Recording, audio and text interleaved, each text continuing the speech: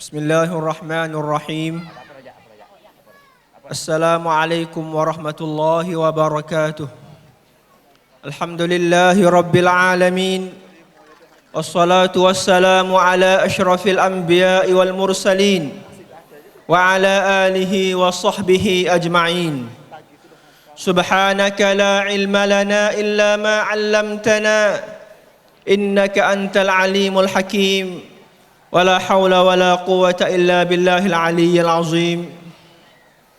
اللهم إنا نسألك خير هذه الليلة فتحها ونصرها ونورها وبركتها وهداها ونعوذ بك من شر ما فيها وشر ما بعدها. Alhamdulillah, sama-sama kita bersyukur kepada Allah Subhanahu wa taala yang Tuhan izinkan kita beramai-ramai untuk kita mendengarkan ceramah agama. Semenjak semalam dah saya tengok line yang dapat ramainya ahli kapung dan orang-orang di Tabah ni. Dalil kata ini satu kebaikan yang mana apabila adanya ceramah, adanya syarah agama, maka tempat tu penuh dengan pendengar-pendengar. Sebab Nabi SAW bersabda, kun aliman au muta'alliman. Jadi olehmu orang yang mengajar, orang alim yang mengajar orang, au muta'alliman, ataupun orang yang belajar, yang nadah ilmu daripada orang alim, yang catat ilmu daripada orang alim, au mustami'ah, ataupun orang dengar. Nak nulis, nak catat, nak pandai, nak gapo, sekurang-kurangnya tak ada telinga dengar. Wala takun rabi'ah, jangan kamu jadi yang keempat. Tak ada kebaikan pada keempat. Alhamdulillah. Saya hormati Ustaz Baba Ghazali sebagai orang yang berbicara sekolah Darul Furqan. Maka dan juga Ustaz Khairul Ikhwan yang selalu kita dengar ceramah-ceramah daripada beliau, dan tidak tertinggal juga Ustaz Babli yang mana beliau juga datang jauh daripada Telubeh untuk mari jumpa kita pada malam ni. Dan tidak tertinggal kepada juru usyara majlis yang sama ada pengurusi, sama ada persatuan lah, sama ada tu imam, tu khatib, tu bila ahli jawatan kuasa masjid, dan juga tok nebe, tok meneh, oboto, dan semualah yang saya kasihi. Dan tidak tertinggalnya majlis yang barakah ini, iaitu para muslimin muslimat, adik-adik, abang-abang yang saya kasihi dan hormati sekalian. Alhamdulillah, kita pada malam ini nak bicara tentang seorang yang tidak ada manusia mana tak kenal beliau. Seorang pemimpin yang semua iktiraf kata baginda adalah pemimpin yang agung, yang tidak ada siapa yang mana pemimpin beratus-ratus pemimpin di atas muka bumi ini, tidak ada seorang pun yang dapat nak setaraf dengan baginda, iaitu namanya Nabi Muhammad sallallahu alaihi wasallam. Nabi yang kita selalu duk sebut nama baginda dalam tiap-tiap kali semaya, bahkan dijadikan sebagai rukun semaya, selawat kepada Nabi sallallahu alaihi wasallam. Dan juga dijadikan daripada rukun khutbah, kena ada selawatnya kepada Nabi sallallahu alaihi wasallam. Mengapakah begitu muslimin muslimat yang dikasihi sekalian? Apa tu? Diangkat siapa rukun semaya, diangkatkan siapa jadi rukun khutbah. Tidak lain tidak bukan kerana besarnya dan banyaknya jasa yang Rasulullah sallallahu alaihi wasallam dia buatnya kepada umat manusia. Saya diberi amanah untuk kecek Nabi Muhammad sallallahu alaihi wasallam, pesuruh Allah bagi agama Islam, sesedahang sasana Islam. Maka cuba kita mari tengok, kita mari suluh bagaimanakah peranan Nabi sallallahu alaihi wasallam dalam menyebarkan agama Allah Taala yang nama dia Al-Islam. Allah Taala daripada hamba dia ramai-ramai, hamba dia penuh di Mekah tu, Allah Ta'ala pilihkan seorang anak yatim. Seorang anak yatim piatu. Seorang yang miskin, yang duk makan upah, pera kambing di bandar Makkah Al-Mukarramah. Nabi pilih seorang anak yatim piatu. Nabi pilih, Allah Ta'ala pilih anak yatim piatu. Pilihnya seorang miskin yang ada makan upahnya pera kambing, bawa dan pikul amanah yang paling tinggi, yang mana bukit dan langit dan bumi enggan nak terima amanah yang besar ini. A'udzubillahi minasyaitonirrajim. Inna aradna al-amanata 'ala as-samawati wal-ardi wal-jibal فأبين أن يحملنها وأشفقن منها وحملها الإنسان إنه كان ظلوما جهولا. Allah Ta'ala kata, kami sesungguhnya kami telah betangkan tawar amanah. Ulama tafsir kata agama Islam, ada tafsir kata Al-Quranul Karim dibetalkan kepada langit dan bumi dan bukit bukau. Allah tawar dah. Langit, mu nak terima ke dak amanah Islam, amanah Al-Quran? Tawar pula kepada bumi, tawar pula kepada bukit bukau. Semua tiga makhluk yang hebat ini fa abaina ay yahmilnaha, enggan tak sanggup nak terima amanah yang besar ini. Tapi siapakah yang sanggup pikul muslimin muslimat? Wa hamalahal insan, dan sanggup nak pikul amanah yang berat itu oleh jenis makhluk yang nama dia insan. Daripada tawaran yang diberikan kepada makhluk, tiga makhluk tadi, dapatnya tak apa terima, manusia sanggup pikul nak terima. Allah Ta'ala pilih daripada ramai-ramai orang di atas muka bumi seorang lelaki yang nama dia Muhammad bin Abdullah sallallahu alaihi wasallam. Seorang nabi yang mana Siti Khadijah radhiyallahu anha, semasa dia tu jadi tokek kepada nabi. Khadijah ni belum pada dia berkahwin dengan Nabi sallallahu alaihi wasallam, dia jadi tokek kepada nabi. Dia suruh Nabi ni jual kain dia, kata setengahnya. Nego antaranya kain yang dibuat nego oleh Siti Khadijah. Khadijah ni tengok kepada seorang kolih ni, berasa tertarik dengan perangai yang baiknya. Tengok di segi amanah dia, tengok di segi sidik cakap benar dan akhlak-akhlak yang baik daripada seorang koli dia. Lalu tu dia suruh seorang hamba dia, sahaya dia, nama dia Maisarah. Maisarah ni salah seorang hamba perempuan yang diperak oleh Siti Khadijah. Disuruhkan dia pergi tengok, pergi duduk nego sekali dengan Nabi. Lepas tu tengok nanti lapunya perangai seorang anak koli yang nama dia Muhammad ibn Abdullah ini. Maka Maisarah klik mai royak, tokek, tak ada dah daripada anak koli mung yang ada amanah seperti mana Muhammad bin Abdullah ini. Allah. Klik mai royak kepada Siti Khadijah tiap-tiap hari. Tiap-tiap gerak-geri Nabi dilaporkan kepada Siti Khadijah radhiyallahu anha, sehingga tertariknya hati Khadijah, dan akhir sekalinya berlakunya pernikahan, nikah antara Siti Khadijah binti Khuwailid dengan Muhammad ibn Abdullah sallallahu alaihi wasallam. Walaupun zaman itu semasa nikah Nabi belum jadi rasul lagi, sebab Nabi kita nikah dengan Siti Khadijah umur baginda hanya 25 tahun sahaja. Tapi ciri-ciri, tetapi sifat-sifat, tetapi perangai, sama ada sidiknya, amanahnya, fatanahnya telah adanya pada diri Rasulullah sallallahu alaihi wasallam semenjak umur dia 25 tahun telah nampak zahir. Dan tatkala dekat-dekatnya Allah Ta'ala nak bangkit dia jadi rasul, Nabi ni suka. Aisyah Siti Khadijah kata, kana Rasulullah sallallahu alaihi wasallam yuhibbu ayyatahannatha. Suka nak pergi duk berdiam diri, bertapa diri di gua Hira.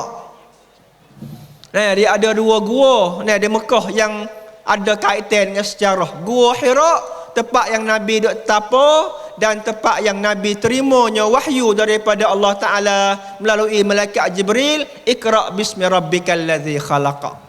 Dan ada lagi gua yang kedua, iaitu Gua Sur. Gua Sur yang Nabi SAW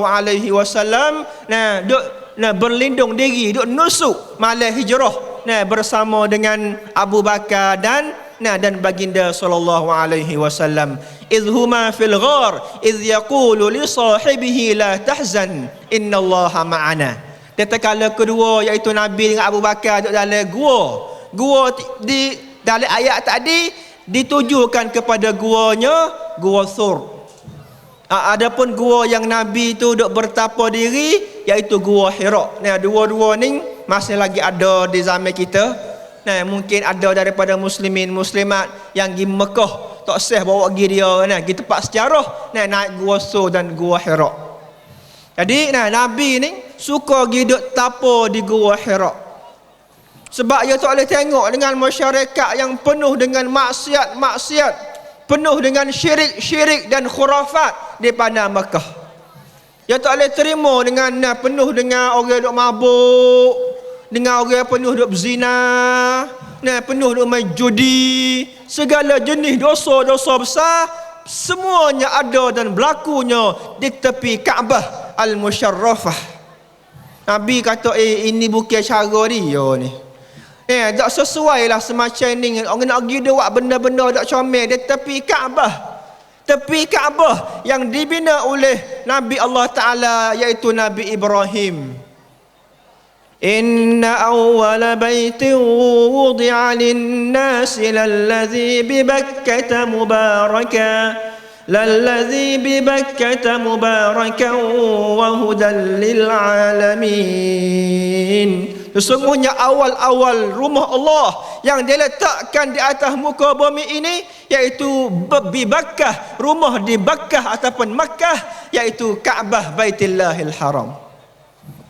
Jadi Nabi ni dia teringat kepada jasanya Nabi Ibrahim dan Nabi Ismail duk bina Kaabah, dan di zaman kedua-dua tidak ada jenis-jenis maksiat semacam zaman Nabi SAW. Bukan dia pasal ni dia paling pada asal teruk dah.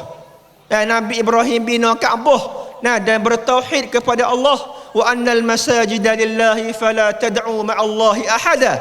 Masjid itu adalah milik Allah, wakaf bagi Allah. Maka jangan kamu duk minta, duk ibadat kepada Allah, jangan duk bersyirik dengan Allah Ta'ala suatu pun di masjidnya. Maka penuh dengan berhala, 360 ekor berhala duk dipuja oleh kafir Mekah, penuh dengan zina, dengan judi, dengan minum arak, penuh dengan khurafat. Nabi dia suka nak pergi duk bertapa diri. Tak boleh terima dengan suasana Mekah. Tidak berapa lama lepas pada itulah Allah Ta'ala lantikkan Nabi kita Muhammad sallallahu alaihi wasallam menjadi Nabi dengan ayatnya Iqra' bismi rabbikal ladzi khalaq. Tu ulama kata ayat yang dilantik Nabi kita jadi Nabi. Dan tidak berapa lama pula Allah Ta'ala latih pula Nabi SAW sebagai Rasul dengan ayatnya Ya ayyuhal muddathir qum fa'anzir wa rabbaka fakabbir wa thiyabaka fatahhir. Itu ayat yang dijadikan dalil oleh ulama, kata dilantikkan Nabi menjadi Rasul dengan ayat qum fa'anzir. Sebab Nabi mula-mula dia terima wahyu suruh baca untuk diri dia dulu. Iqra', baca olehmu hai Muhammad, baca dia pandai dulu, baca dia boleh dulu. Lepas pandai-pandai dah boleh dah, tak pandai pandai sore, tak boleh nak tahu sore Orang Mekah dalam gelak lagi tu. Orang kafir, orang musyrikin duk penuh dengan syirik tu tepi Kaabah tu. Mudak nak duk relax tak leh. Nak duk sore berdiam diri dengan ilmu sore tak leh. Kena bangun qum fa anzir. Nabi kita SAW setelah mana dikocok oleh malaikat Jibril. 3 kali kocok dalam sejarah. Iqra. Baca oleh Muhammad Muhammad. Nabi kata, ma ana biqari'in, aku tak pandai nak baca. Malaikat peluk pula kali yang kedua, Iqra, baca olehmu. Nabi kata, ma ana biqari'in, aku tak pandai baca. Lalu itulah malaikat Jibril kali ketiga pula peluk Nabi, barulah ajar Iqra bismi rabbikal ladzi khalaq. Nabi klik pada gua Hira tadi, kena malaikat peluk dia 3 kali peluk. Maka klik gementarnya, demihnya Nabi SAW klik cari Siti Khadijah, zammiluni, tolong selimutku hei Siti Khadijah, sejuk sangat aku ni, demam sejuk getah. 3 hari 3 malam kata dalam sejarah Nabi kita duduk selimutnya. Nabi kita duduk selimut sebab kejutnya dengan pelukan malaikat Jibril AS. Akhir sekali Tuhan berehat 3 hari ya. 3 hari ya berehatnya, Tuhan gerak dah. Ya ayyuhal muzammil qumil laila illa qalila. Orang duduk selimut tu. Orang yang duk tidur di atas katil, duk selimutkan dengan kain selimut itu, padai dah. Cukup dah. 3 hari dah selimut untuk padai dah. Bangun berqiyamul lail. Allah, ni cara Tuhan nak amanah kok sebab kepada seorang hamba dia, Tuhan kemahkan isi dalam dia dulu. Wahai muslimin muslimat. Buh bateri kemah dulu. Syah bateri penuh dulu. Patutlah dia bateri penuh dah lah nak buat gapo, nak buka program gapo, nak main gapo, boleh sebab bateri 100% penuh molek dah. Begitulah Nabi SAW diperintah oleh Allah Ta'ala berqiyamul lail supaya bateri yang dia nak bawa orang ni sutai dunia ni, satu ummah nak bawa ni, kena orang bawa ni kemah molek bateri dia. Lama mana muslimin muslimat? Lama mana tu semaya qiyamul lail itu? Nisfahu aw inqus minhu qalila aw zid alaihi warattilil qur'ana tartila. Nisfahu, separuh malam. Mu kena berqiyamul lail wahai Muhammad separuh malam. Kalau 9 jam semalam Nabi kena semaya 4 jam setengah wahai muslimin muslimat. Allahu akbar. Au zid alaihi warattilil qur'ana tartila. Awin qusmin, ataupun kurang sikit pada tu, kurang sikit pada separuh, iaitu 1/3 malam. 1/3 malam neng suan sam yang Nabi SAW berqiyamul lail, iaitu kalau 9 jam Nabi semaya qiyamul lail tak kurang pada 3 jam. Au zid alaihi, ataupun lebih pada setengah lagi, iaitu 2/3 malam. Allah, 2/3 malam wahai muslimin muslimat. Kalau malam itu 9 jam, Nabi kita berqiyamul lail 9 jam muslimin. Allahu akbar. Tu cara Tuhan nak cah bateri kepada Nabi Muhammad SAW. Kata setengah ulama kata ayat ini adalah fardu ain kepada Nabi, adalah wajib kepada Nabi berqiyamul lail paling-paling kurangnya 3 jam semalam. Sehingga datangnya ayat mari tukar hukum hak wajib yang disunat dengan ayatnya inna rabbaka ya'lamu annaka taqumu adna min thulutsayil lail sampai akhir ayat terakhir daripada surah Muzammil. Lama mana tu? Lama mana hak tukar daripada wajib yang disunat? Ulama kata setahun baru turun ayat mari peringnya hukum berqiyamul lail. Allahu akbar. Nabi cah bateri setahun. Walaupun lepas pada tukar yang diamali sunat dah pun Nabi tak pernah tinggal pula qiyamul lail. Sehingga baginda umur 60, dekat-dekat nak wafat pun adalah qiyamul lail adalah hidup Nabi sallallahu alaihi wasallam. Allah. Habis tu dah kemah molek isi dalam dia kemah sungguh Nabi. Nak bawa pikul amanat Islam ni kemah molek bateri. Inna nasyi'atal laili hiya ashaddu wata'an wa aqwamu qila. Sesungguhnya ibadat di waktu malam memberi kesan lebih kuatnya pada ibadat-ibadat yang di waktu yang lainnya. Asyaddu wata'a, paling kuatnya, kukuhnya, tegaknya di segi kesannya kepada hati. Allahu Akbar. Habis tu dah siang hari, bawa Tuhan suruh lepas pada qiyamul lail dah turun hari ayat ya ayyuhal muddatsir qum fa'anzir, suruh sebarnya agama Islam. Mulanya ada rintangan-rintangan. Dulu Nabi kita Muhammad sallallahu alaihi wasallam digelar sebagai Al-Amin. Al-Amin, orang yang beramanah, orang yang tidak pernah kecik bohong sekali hidup tak pernah dengar Muhammad bohong. Sehingga Abu Jahalnya, Abu Lahabnya, Al-Walidnya, orang yang benci kepada Nabi tu dah. Belum pada Nabi nak elak Islam, nak ajak manusia kepada Islam, mereka ini percaya kepada Nabi dan sipir harta mereka di rumah Nabi sallallahu alaihi wasallam. Dia taruhnya duitnya di rumah Nabi. Kalau nak pergi musafir jauh-jauh, kalau nak pergi nego di Syam ke, di situ sini ke, maka mereka bimbang nak taruh rumah, bimbang nak pergi tok ke orang kokse, mereka pergi taruh dan disipir kepada di rumah Nabi sallallahu alaihi wasallam. Sebab dia tahu kata Nabi tak ada kelong, Nabi tak tipu, Nabi tak akan khianat amanah yang diberikan kepada baginda.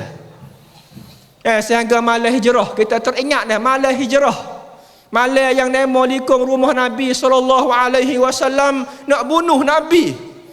Orang jadi pecekat daripada kabilah berbelah-belah orang dewasa yang adanya pedang, tiap-tiap orang ada pedang yang tajam di tangan untuk nak kerak tekak Nabi sallallahu alaihi wasallam. Malam tu Allah Taala suruh Nabi hijrah. Muhammad, siapa dah masa? Hak duk tanya kata bila nak hijrah, bila Tuhan nak izin hijrah. Malam ning malaikat Jibril meriwayatkan malam ning siapa dah masa hijrahmu. Maka Nabi tu Nabi tengok dia celah-celah rumah dia. Sebab rumah Nabi ni rumah biasa ya.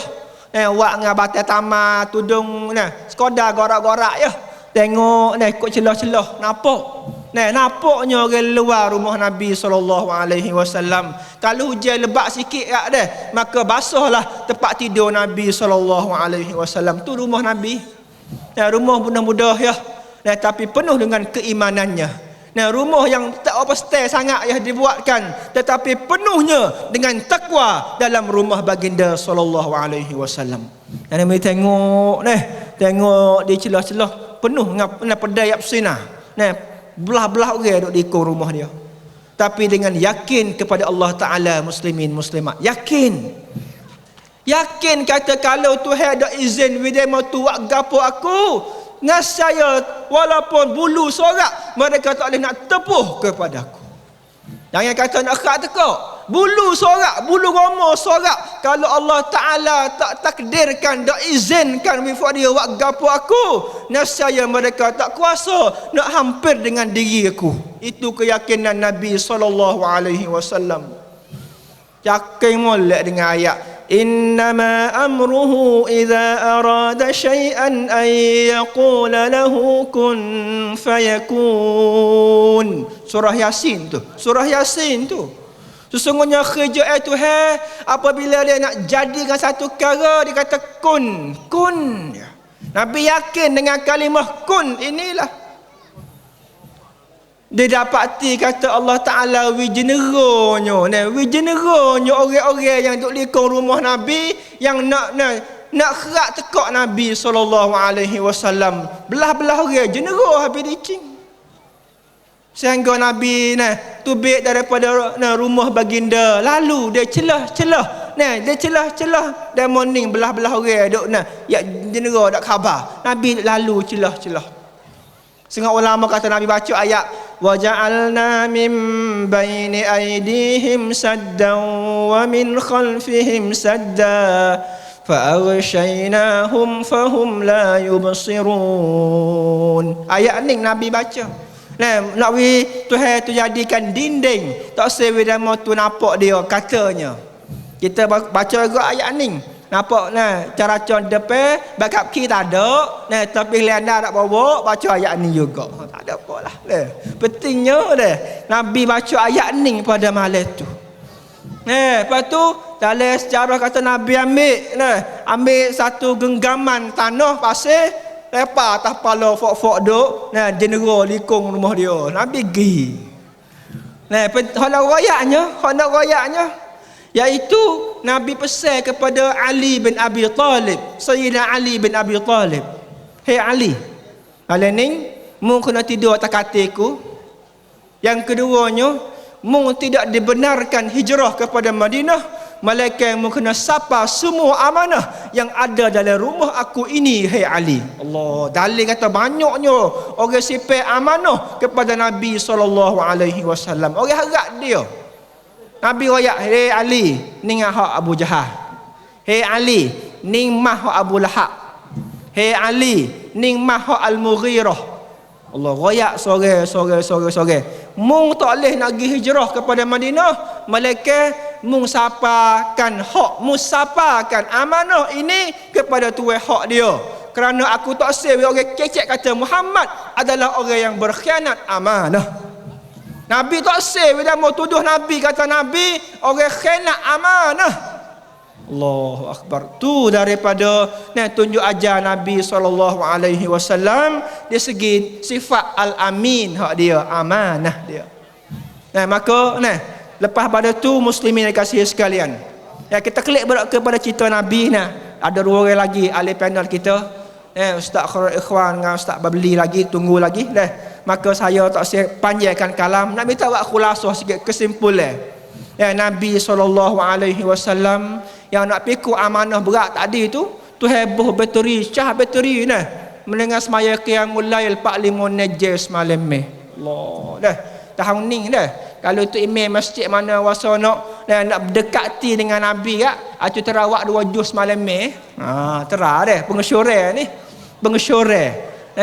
Ahli jawatan kuasa masjid mana terpakat lepas dah kita khotel sekali khotel bulan Ramadan. Tahun ni kita akad kelas sikit 2 kali khotel. Tapi tanya makmum dululah. Tanya makmum dulu. Akhir hak 5 baris tinggal sebagai. Sebagai persen ni. Kalau kita nak berdekat lagi.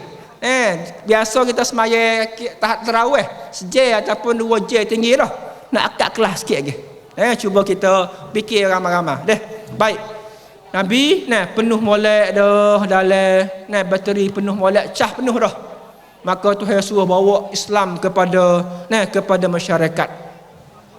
Nabi naik kepada bukit Jabal Qubis.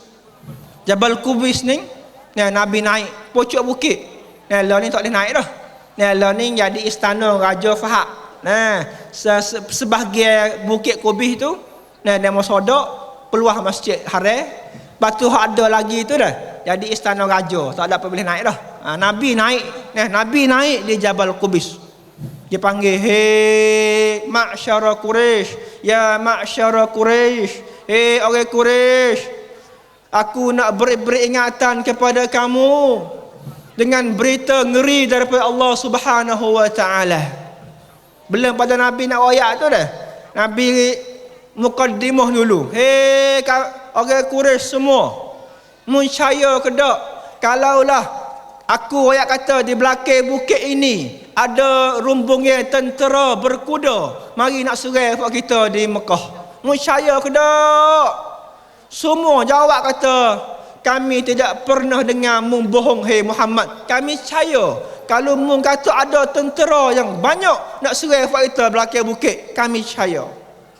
Maka lepas Nabi mukaddimah dah, Nabi pun royak, fa inni anzartukum, maka aku nak beri peringatan kepada kamu dengan azab Allah Taala yang dekat bagi orang yang tidak patuh, bagi orang yang derhaka, bagi orang yang bersyirik dengan dia. Beroyak berkecik hak tauhid dia, beroyak hak la ilaha illallah. Sebut mulut tu dia. Abu Lahab dengar dia kata tabballaka ya Muhammad, binasalah Muhammad, alihadza jama'tana, adakah mu duk hipung kami semua ni nak royak ni ya, nak royak la ilaha illallah ni ya, apa mu ni, turun mari. Maka Allah Ta'ala pun jawab selalu dah. Allah Ta'ala sebagai orang duk wis semangat kepada Nabi semua. Allahu waliyul ladzina amanu, Allah sebagai wali kepada Nabi dan orang beriman. Jawab halu dah. Tabbat yada abi lahabin wa tab. Yang binasa tu bukan Muhammad, tapi hak binasa tu Abu Lahab. Allahu akbar. Jawab selalu dah. Kalau Islam dah tafan. Tabballaka Tuhan pun tabbat yada abi lahabin. Allahu akbar. Tu dia panggil satu daripada mula-mula Nabi jumpa tu dah. Nabi kena kata dia pergi pak dara dia sendiri. Pak saudara Abu Lahab ni, pak saudara alik mak dia Siti Aminah binti Wahab. Tidak orang luar. Bukan orang luar. Bukan orang nak kena mata hidung. Pak saudara dia yang orang mula-mula netai dakwah Nabi sallallahu alaihi wasallam. Allah, tu benda berat tu. Tu benda berat tu. Kita kalau kita dakwah, orang luar tak percaya tak apa lagi. Asal orang keluarga kita percaya, alhamdulillah. Tapi ni orang keluarga kita sendiri netai kita. Berat kita ni. Berat pun dakwah. Tapi Allah Ta'ala suruh Nabi teruskan, wa anzir ashiratakal akrabin. Muhammad, khijamu mu kena sapah, khijamu kena royak, ya ayyuhar rasulu balligh ma unzila ilaik. Khijamu kena tabligh, kena sapah. Siapa nak kena, siapa tak kena pun khijamu kena sapah, kena royak. Maka Nabi SAW dengan penuh amanahnya dia baca habis ayat 9,000 ayat lebih kepada orang di zaman dia. Dia baca Quran 9,000 ayat lebih tu dah. Nabi baca depan lemo tu belaka, baca. Tak ada susuk pun. Ada kata ayat ni royak amo dia modak kena. Ayat ni kalau royak tu dia mau marah. Tak, asalkan aku telah sapakan amanah Allah Subhanahu wa taala kepada manusia, jadilah. Walaupun siapa nak kena pun, tapi asalkan Allah Ta'ala redha dan kasih kepada aku, maka cukup dah bagi aku ini. Allahu akbar. Tu nak letak situ kita muslimin. Kita nak sampai situ. Wiyadi ayyakunallahu wa rasuluhu ahabba ilaihi mimma siwahuma.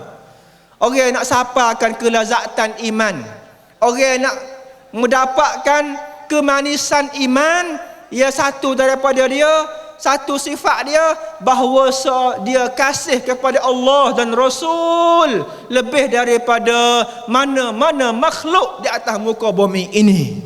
Allah. Maka sebagai rakasih pada malam ni, saya nak beri semangat pada kita semua.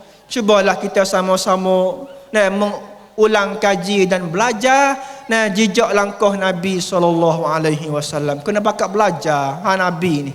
Kena pakat we faham, we kenal we molek. Orang Yahudi dah, dia kenal Nabi supaya dengan dia kenalnya anak mereka sendiri. Alladzina atainahumul kitaba ya'rifunahu kama ya'rifuna abna'ahum. Tu Tuhan royak. Orang-orang ahli kitab Yahudi dan Nasrani, mereka kenal Nabi Muhammad seperti mereka kenal anak-anak mereka sendiri. Allah. Tu takut tu ya kaji. Ya tahu kata Muhammad anak siapa. Ya tahu kata Muhammad itu ada gapo di atas belakang dia. Allah. Siapa takut tu ya tahu. Gapo ada. Tanda gapo di atas belakang Nabi SAW. Supaya kita kenal anak kita, ada tanah panah belakang lah, ada tanah panah di misalnya di pohon lah, kita kenal anak kita. Kita kenal anak cacuk, walaupun dua kemar sekalipun. Kemar 3 orang kita boleh royak. hak ni nama tu. Sebab kita duduk dengan dia sombong. Kalau orang lain cacut pun, kita mokpok dak cacut cerak anak kita. Nak wi supaya itulah muslimin. Nak wi kita kenal Nabi SAW supaya dengan kita kenalnya anak kita sendiri. Maka kena ngaji, kena belajar, kena dengar. Lepas pada kenal dah, tak pandai kenal saja, kena mendekati hidup kita dengan hidup Nabi SAW. Saddidu wa qaribu. Mendekatilah. Hidupmu wi dekat dengan hidupku. Aku tahu kata imammu tak kuasa dah. Nak semaya tahajud, maya qiyamul lail semangat aku neje tak kuasa cerak fakmu ni. Imam tak gerak. Tapi paling-paling kurang wite 3 rakaat semalam tak apa dah. Biar dia gitu. Tak boleh neje semalam dia 15 minit semalam alhamdulillah. Bah naik gi. Ya bukan naik selalu imam ni dah. Bukan naik selalu dah. Ya kena setangga. Nah itulah bagi saya malam ni. Mudah-mudahan apa yang dibaca oleh saya daripada ayat Al-Quranul Karim dan hadis Nabi SAW menjadi sekurang-kurangnya pengajaran iktibar kepada orang kecil sendiri dan kita muslimin muslimat, hadirin hadirat yang mulia pada malam ini semua. Maka akhir kalam saya dengan katanya, aqulu qauli hadza wa astaghfirullahal azim li wa lakum. Assalamualaikum warahmatullahi wabarakatuh. Waalaikumsalam. Minta